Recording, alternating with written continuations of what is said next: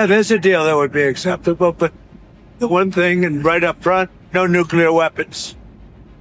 If we could have made that deal 2 years ago, we would have made that deal, but they weren't willing to do that. Now they are willing to do it. If they would have offered this deal originally when we first started, it would have been accepted immediately. We'll see what happens. The warning did not come from diplomats or generals. It came from a maritime notice, quietly circulated to shipping companies operating near the Strait of Hormuz. According to public reporting, U.S. guidance now urges vessels to prepare for Iranian interdictions, even as talks with Tehran resume. That contradiction is the story. On one hand, negotiations are framed as a path towards stability. On the other hand, global trade is being told to brace for disruption. I see this as a familiar Trump-era pattern, signaling strength through risk transfer rather than control. When policy pressure moves from conference rooms to sea lanes, the consequences rarely stay contained.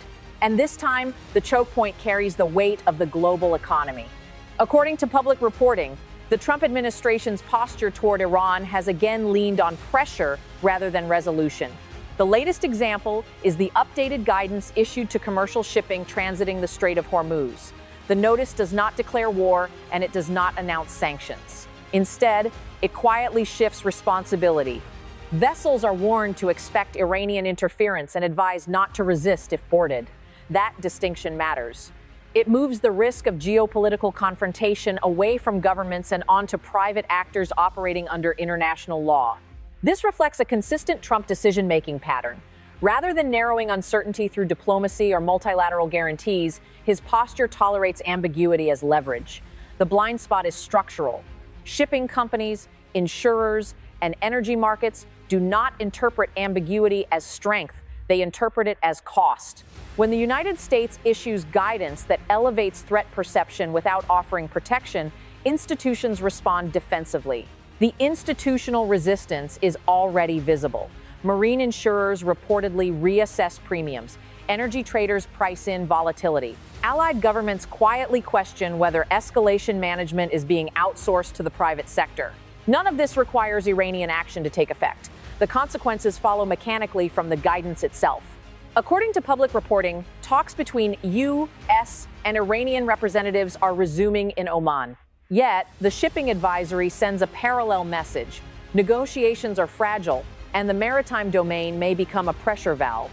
Trump's miscalculation is assuming that parallel tracks reinforce each other. In practice, they collide. One side signals de-escalation. The other signals risk acceptance. The negative consequence is erosion of confidence. Markets cannot hedge mixed signals indefinitely. When risk rises without clarity, the premium is paid in higher prices, tighter insurance terms, and reduced willingness to transit critical routes. That cost lands far beyond Washington or Tehran. The forward pressure is clear. Each day the guidance remains in place. Uncertainty hardens into expectation, and expectation becomes economic drag. According to public reporting, U.S.-Iran discussions have restarted with cautious language and limited scope. Officials describe early contacts as exploratory. No binding agreement has been announced. No verified deadlines have been publicly confirmed. That context makes the shipping warning more consequential, not less. In the absence of firm diplomatic outcomes, operational guidance fills the vacuum. Trump's posture relies on the idea that pressure creates urgency. The miscalculation lies in where that pressure is applied. By allowing the maritime domain to absorb geopolitical tension, the administration exposes a choke point that carries a significant share of global energy flows. The Strait of Hormuz is not symbolic. It is functional. Disruption there propagates immediately through oil prices, shipping schedules, and national balance sheets. Institutional resistance emerges through mechanisms Trump does not control. Insurers adjust coverage, charterers reroute vessels. Refiners hedge aggressively. These are not political acts. They are procedural consequences. According to public reporting, even modest signals of instability in Hormuz have historically triggered price movements disproportionate to actual incidents. The market reacts to risk narratives, not just events. The guidance also complicates alliance management. European and Asian economies depend heavily on uninterrupted transit through the strait. When Washington issues unilateral warnings without coordinated protective measures, allies face increased exposure without increased agency. That imbalance narrows Trump's leverage rather than expanding it. The negative consequences are already documented. Oil prices fluctuate on headlines. Shipping firms factor in delays. Insurance clauses tighten. None of these outcomes pressure Iran directly. Instead, they raise the global cost of uncertainty, weakening the very coalition needed to sustain diplomatic pressure. What remains unconfirmed is crucial. There is no verified evidence of a new Trump-imposed deadline tied explicitly to Hormuz operations. There is no confirmation that Iran intends to close the strait. Those uncertainties must be labeled clearly. But uncertainty itself is not neutral. In strategic choke points, uncertainty is destabilizing. Trump's decision to tolerate that destabilization reflects a reactive posture. Rather than shaping the environment, the administration responds to perceived weakness by amplifying risk signals. The effect is cumulative. Each signal narrows the path back to calm negotiation. The pressure intensifies because markets remember. Once priced in, risk is slow to unwind, even if talks progress. The Strait of Hormuz is where Trump's approach encounters its hardest constraint. According to public reporting, roughly 1/5 of globally traded oil transits this narrow corridor. It is not a space governed by rhetoric. It is governed by physics, law, and overlapping jurisdictions. That makes it a poor venue for symbolic pressure and a dangerous one for strategic ambiguity. Trump's decision to lean on maritime warnings reflects a broader belief that visibility equals leverage. The blind spot is that visibility in Hormuz multiplies actors. Iranian naval units, commercial crews, insurers, port authorities, and foreign governments all become participants. Control diffuses immediately. According to public reporting, Iran has previously detained foreign flag tankers during periods of heightened tension. Each incident, regardless of scale, sends shockwaves through markets. That history frames the current guidance. Even without new interdictions, the expectation of risk alters behavior. Vessels slow, routes adjust, costs rise. Institutional resistance is embedded in international maritime law. Commercial ships operate under flag state protections and insurance regimes that prioritize risk minimization. When U.S. guidance suggests non-resistance to boarding, it implicitly acknowledges limits on American enforcement. That admission undercuts deterrence rather than reinforcing it. Trump's miscalculation is assuming that Iran interprets economic disruption as pressure to concede. According to public reporting, Tehran often treats asymmetric maritime actions as signaling tools rather than escalatory commitments. That asymmetry traps the United States. Respond too weakly, and credibility erodes. Respond too strongly, and escalation risks spiral. Meanwhile, negotiations proceed in parallel, fragile and undefined. According to statements from officials, talks remain limited and exploratory. No verified breakthrough has been reported. The maritime warning casts a shadow over those discussions, raising doubts about Washington's willingness to stabilize outcomes. The negative consequences accumulate across systems Trump does not command. Energy importing nations face domestic political pressure from price volatility. Shipping companies reconsider exposure. Financial markets price geopolitical risk premiums. These reactions feed back into U.S. domestic conditions, including inflation sensitivity and market confidence. What remains unclear must be stated plainly. There is no confirmed plan by Iran to close the strait. There is no confirmed U.S. decision to enforce a naval deadline.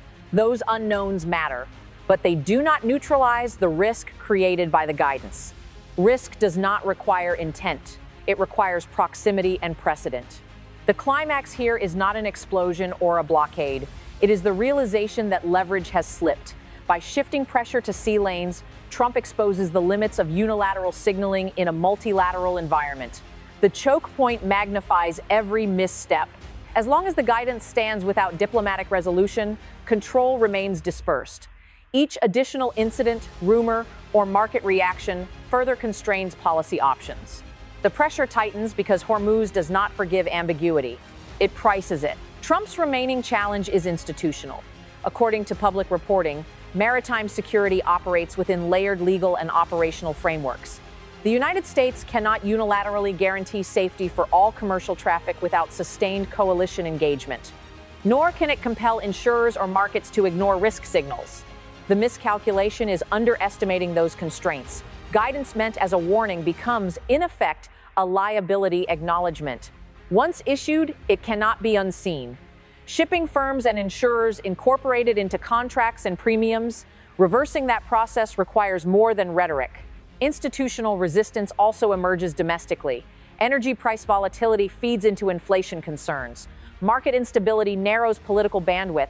These feedback loops reduce tolerance for prolonged uncertainty. Trump's posture, framed as strength, produces fragility.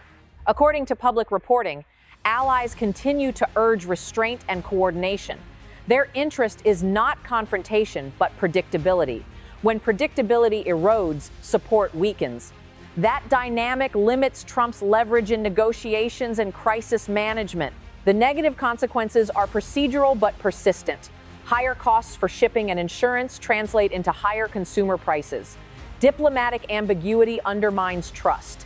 Each layer compounds the next. The forward pressure is unmistakable. Without a clear diplomatic anchor or coordinated maritime framework, the policy space contracts. At this stage, Trump's options are limited and constrained by forces he does not control. According to public reporting, negotiations with Iran remain open but fragile. Maritime guidance remains active. Markets remain alert. Option 1 is recalibration. The administration could clarify the scope and intent of the shipping guidance, pairing it with visible diplomatic assurances. This would aim to reduce uncertainty without conceding leverage. The risk is political backlash for appearing to soften posture. Option 2 is escalation management through coordination. Expanding allied maritime cooperation could distribute risk and restore some confidence. That path requires compromise and shared authority, both of which dilute unilateral control. Option 3 is persistence. Maintain the current posture and accept the costs. This option relies on the assumption that pressure will eventually yield concessions. According to public reporting, history offers mixed evidence for that outcome. What Trump cannot do is eliminate the constraints already in motion. Markets have reacted, institutions have adjusted, the choke point remains exposed. The analytical conclusion is clear. By shifting pressure to sea lanes without resolving diplomatic uncertainty, Trump has narrowed his own maneuvering room. Control has given way to reaction. Leverage has become a liability. The story ends not with a deadline or a deal, but with a system under strain, waiting for clarity that has yet to arrive.